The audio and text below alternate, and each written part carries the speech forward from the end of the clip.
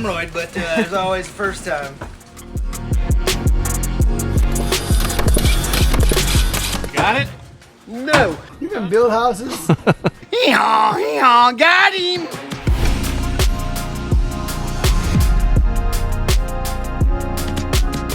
We're back at the job this morning, and I'm stuck down there. Brock said he's gonna build me a ramp and let me go off-road in the Subaru, though. No way. Yes, what an opportunity. Wow. It's also election day, and I'll tell you who I voted for.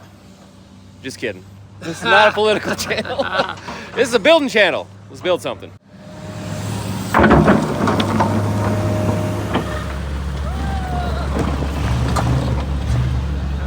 We're gonna pick up where we left off yesterday, finishing a little bit of framing on this wall, then getting the sheathing up on both end walls. Then we can go for these big gable end overhangs. It's gonna be pretty cool. I bet we need 6 or 7 sheets for that side, and probably the same for that. It's nice having this little roof right here. It's like a landing point for getting materials up. I'm just gonna sling it up.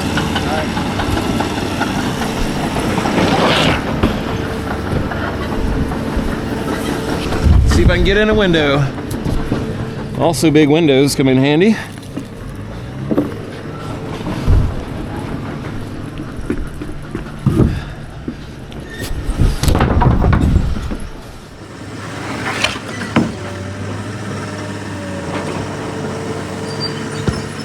We're about to cut our first piece of sheathing for this wall. Now this has a 3/12 cut on the bottom of a full sheet. There's a lot of ways that you could draw a line or measure out the angle on this to cut it, but we want to do it the most accurate way. Easiest way is what you mean. Easiest. Okay. The most logical, easiest way. Now you could always take your handy dandy speed square and mark, the way that I would do it is mark like a 3/12, and then you've got a perpendicular angle, you flip your square. Now you're marking a 3/12 this way, the shallow direction, and that's the angle that we're gonna go. But this is a really small tool compared to the size of a full sheet. So I just did the math to simplify. A 3/12 roof pitch is really the same as 1/4. Math don't lie. I sure hope that's right, or else we're in deep trouble. So if I measured 4 feet, the idea is that I could just measure up 1 foot, and that would be a nice crossing point. Yep. That I there could, to there. that I could chalk a line. But why would I stop there? Go That's the whole only 8 foot halfway. sheet. So I'm thinking that if you double 4, then you can double the 1 Yeah. and simply go 2 feet. Yep, On that's the what end of I'm a sheet, thinking. 2 I feet mean- to corner. Right there, if I go from here to there, That should be a 3/12. I think it's right. Cut it. We'll find out.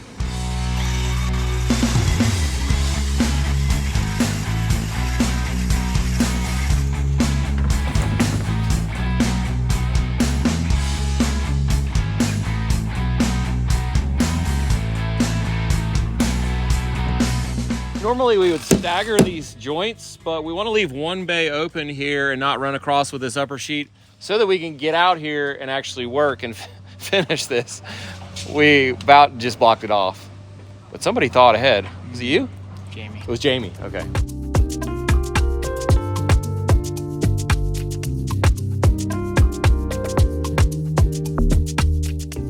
We've got the sheathing all up. But before we start running these outriggers in that terminate into this truss, Jamie's making sure that all the trusses we're dealing with here with these outriggers are like on layout and straight and not up or down, and they all are. Why wouldn't they be? So this one you can see bows up that much in the last like 8 feet. So he's fixing that with a scab that will nail the surface material to here. And there's other problems, we're trying to work it out. The other problem is this end truss, I moved off a layout like 1 inch, so it would plane out on the outside with the outside of this wall, which is pretty much what it has to do. But that throws off our overhang. It's gonna kind of be tapered or something weird. I don't know. Can't be tapered. I've got our first outrigger in and our first set of spacer blocks in here. I'm looking up these trusses. They're all bowed. And so I'm thinking I might stick one temporarily out somewhere there and try to get these all straightened. Because otherwise, I don't know what's gonna happen if I just attach the middle on each section and this is not straight, and I don't really have a layout line on the outrigger where this is supposed to land. How about while you're working on this, I'll think about how to get the rafter tails that are missing from these drop trusses back in place. and not just in place, but structurally contributing, right, to the overhang, because this 36-inch overhang needs a lot of strength in it. Yeah. Especially out at the corner where the two meet. And, you know, you don't want to get on that corner and it, like, be really bouncy. I have my first outrigger piece made.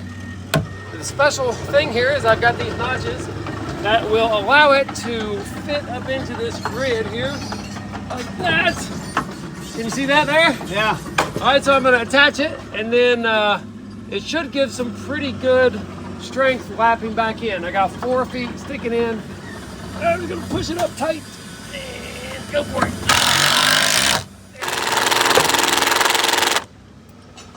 Thank God you're good at editing. Freaking pecker mode. You can't say that. What the heck?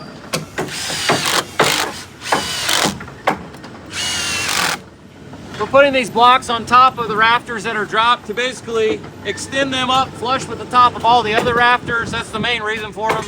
They're also really nice just to space our outriggers evenly and have something to nail them to.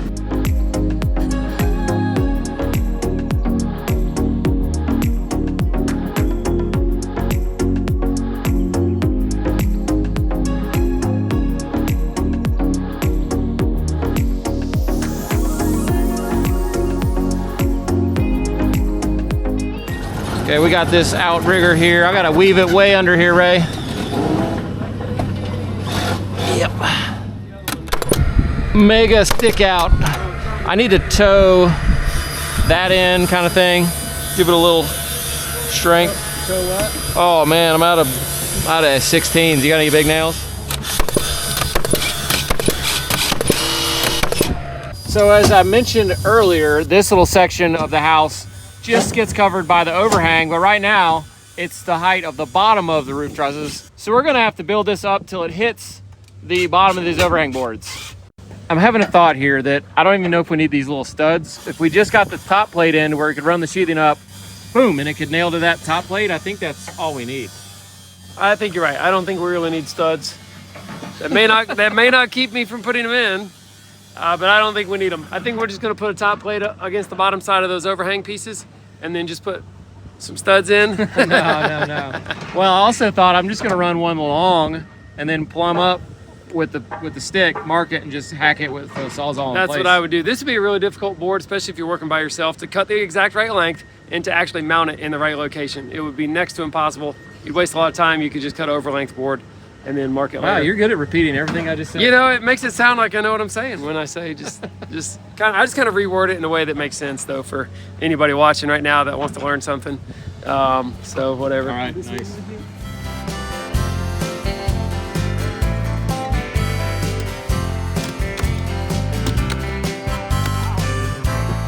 Okay, we've got this thing all boxed in, sheathed up to the bottom of the overhangs, and I don't know, looks okay. It's pretty boring looking, actually. It's amazing how sometimes something that seems so complicated, by the time you get it all wrapped up and you look at it, you'll think, well, that's pretty simple. But I'm glad it's done. Looks great. Me too. Lots more fun stuff to come in this area. Oh, yeah, material's coming tomorrow for that.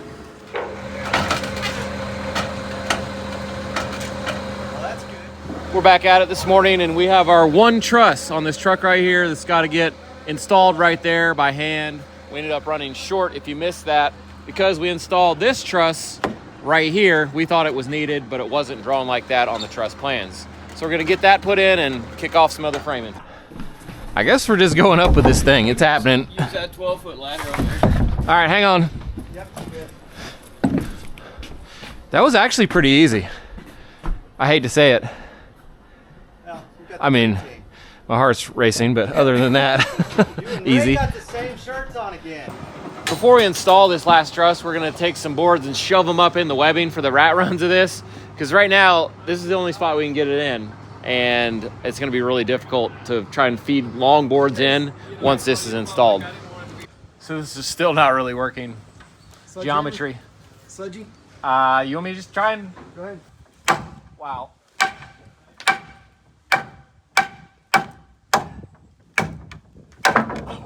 There we go.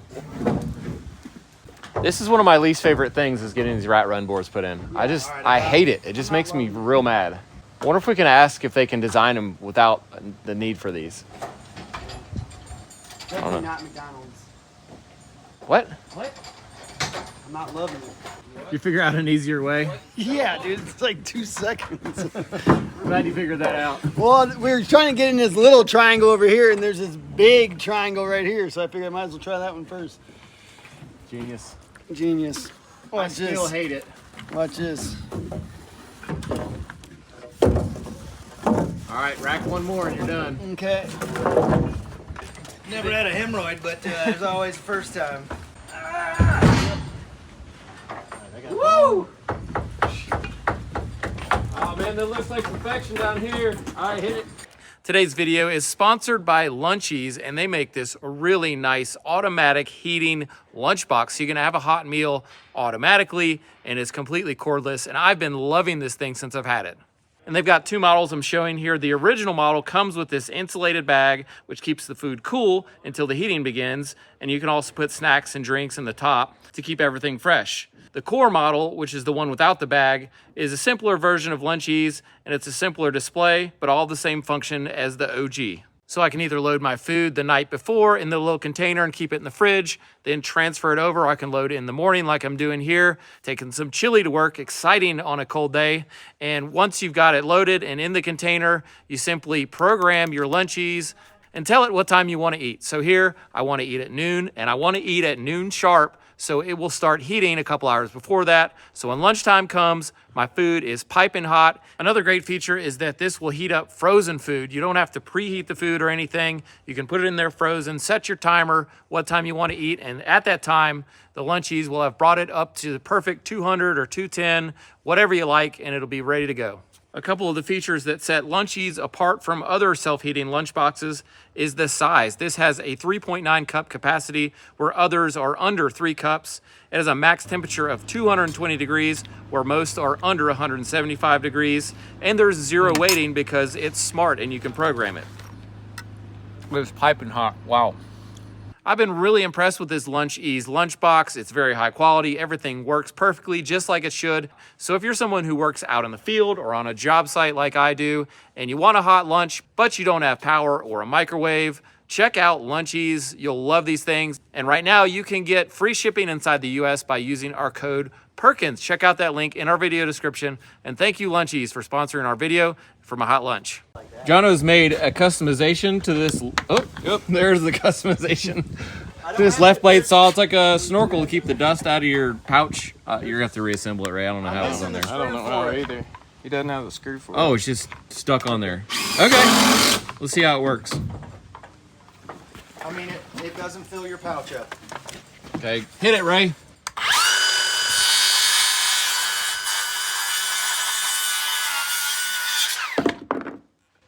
It worked well, Jono.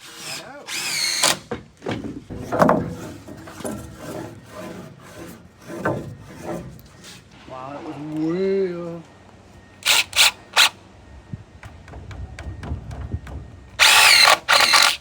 Now that these are all in layout, I think we're gonna go ahead and build this interior wall that runs the length of the room. And it's gonna basically section off a storage area and a living area.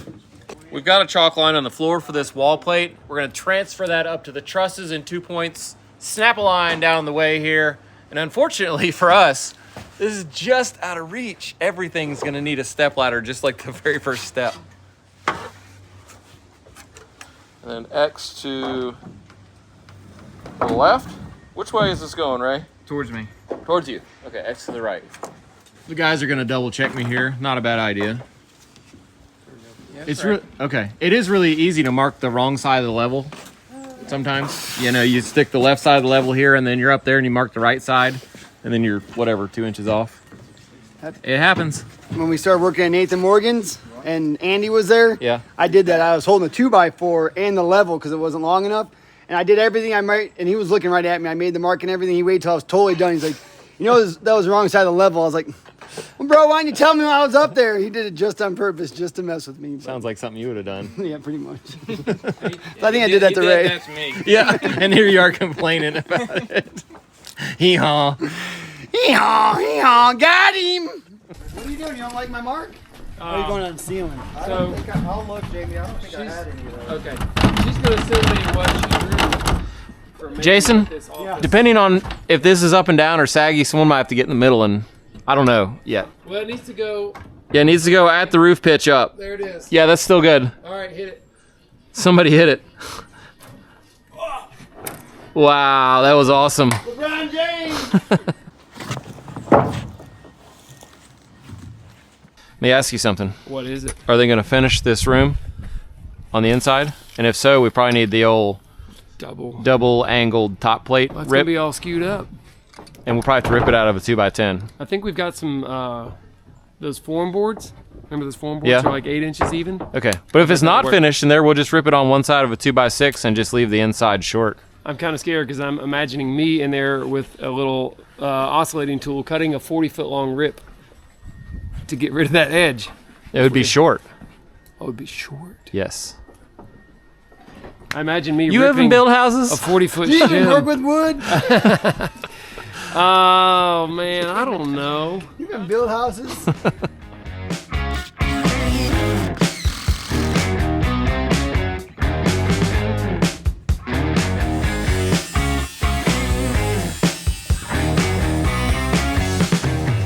We wanted this bottom plate to be connected to the floor as good as possible, so we screwed it down through the trusses so that when we connect it up to this roof system with trusses, basically the whole thing acts as a unit, making both the floor system and the truss system stronger. You ever heard of that?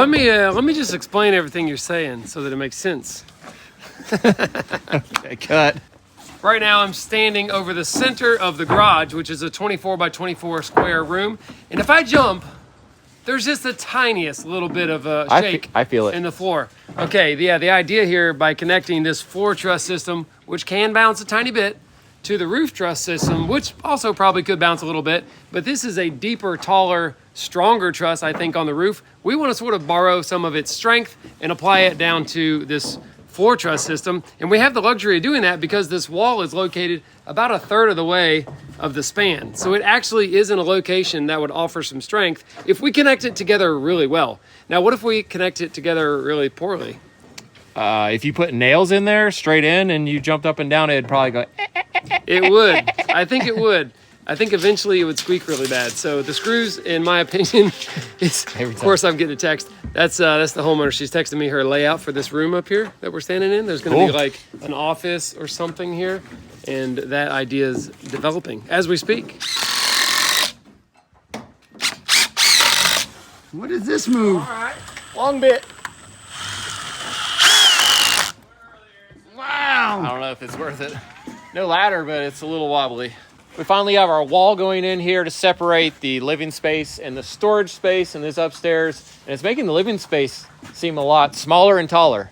It is. Originally, this would have been one giant open room, as you see it right now from the storage room wall, but they're actually going to subdivide it so that there's an office space and a bathroom up here. Okay. Now, the storage space is like everybody's dream storage space. It is. You can This is actually walk in here amazing. without hitting your head. Wow. It's 7 feet wide, 44 feet long, about.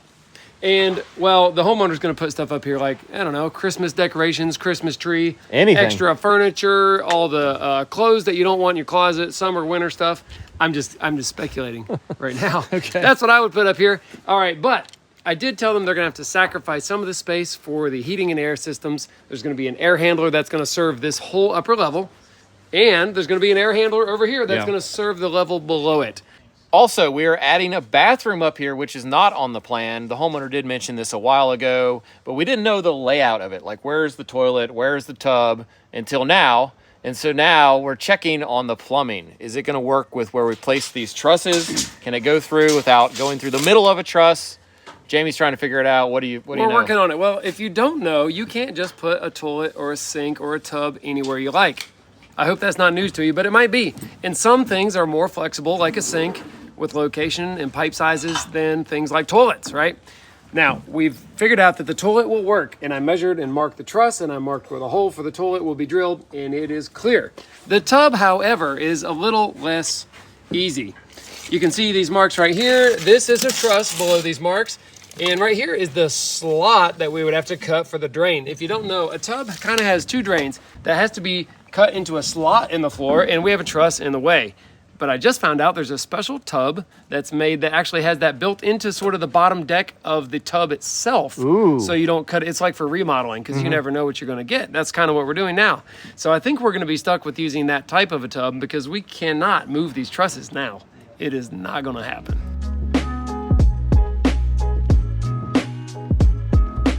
We're moving on to this wall section. It's gonna go around the stairwell, case it in. And I'm doing the layout, and what I wanna do is make sure that I'm lining up with the studs that are on the floors below, and that's mainly for the drywall guy. So as he's coming up through here with finished material on a sheet, if he crosses from one wall section to the next, he doesn't all of a sudden have to switch layout and start screwing on a different layout. So you're welcome, drywall guys, we love you.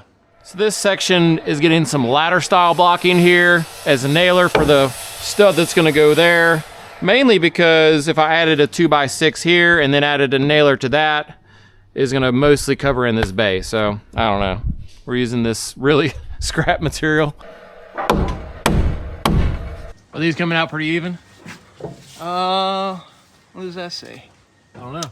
94 and 5/8. 5/8, 9/16. Pretty close so far. You got it? No.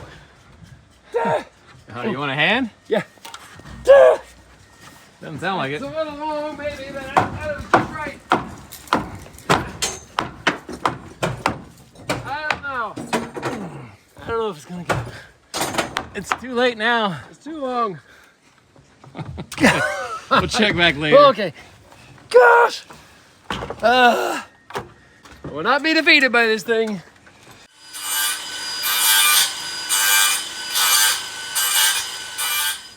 Should be good now. Okay. Why don't you help me, huh? I got you. It's going.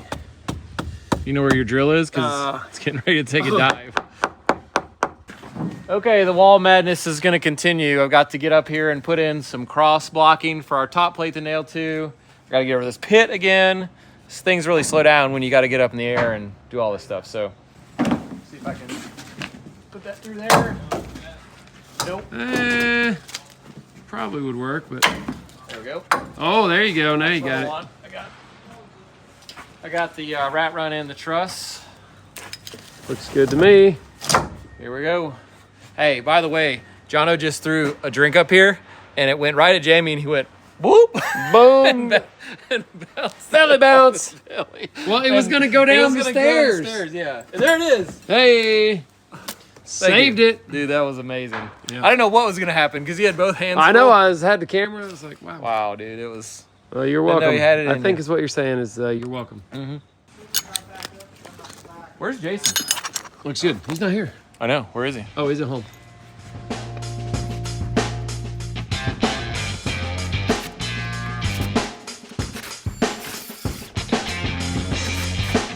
Nice they put some big barn doors right here. Shut up, Jono, unless you want to build barn doors.